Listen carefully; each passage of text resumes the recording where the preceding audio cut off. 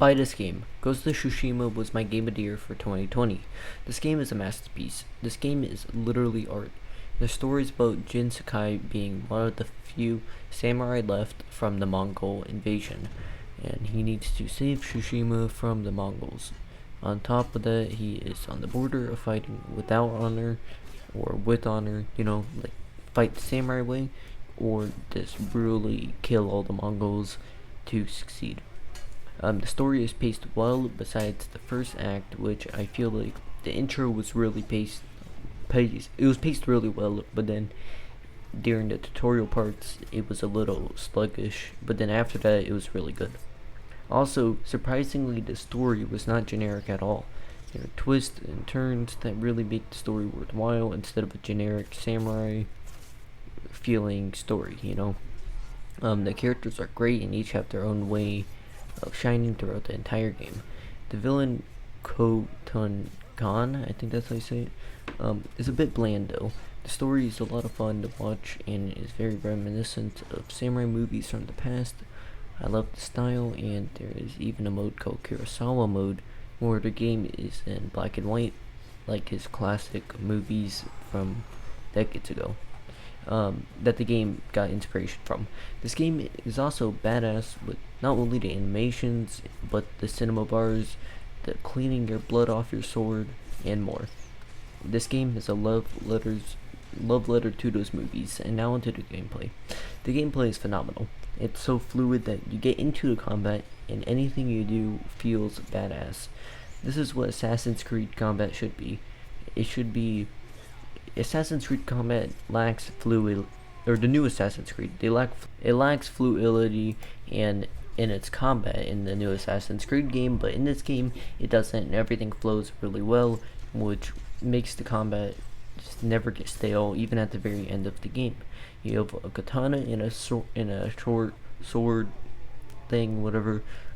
There is a stealth mechanic, which feels very much like the older Assassin's Creed game, which I like. It's very simple but fun. But I didn't really use it too much after I got used to the combat, because the combat is just so much fun and pretty easy once you get the hang of it. I recommend you play on hard or lethal. Every other difficulty mode is just way too easy, in my opinion. And that's why on hard or lethal, you just feel really well.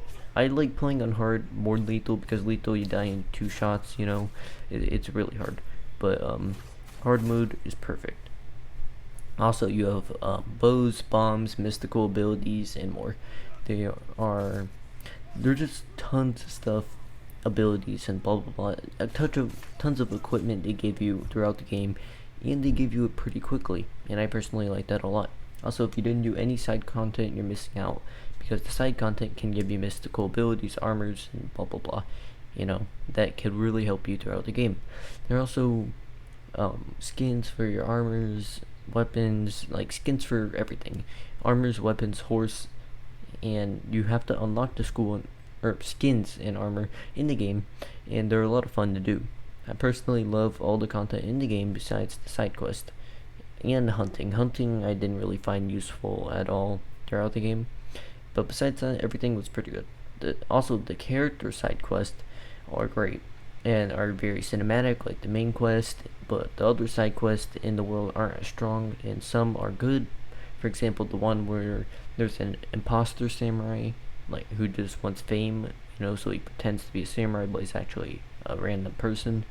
But some feel more lazy and just filler content, like the Assassin's Creed games. The side content can feel filler, but most of them are pretty good though. Most of the quest. There are also outposts and villages to take back from the Mongols. And also on top of that, there's just so much to explore in the world, and collectibles and all that stuff. The value is insane with the game. You get the story, which is like 15 to 20 hours ish, and a bunch of side activities that make you want to do everything in the game. This game is a masterpiece, and I love it. I recommend every PlayStation owner to play this game, and I can't wait to play the Iki Island DLC when that comes out later this year.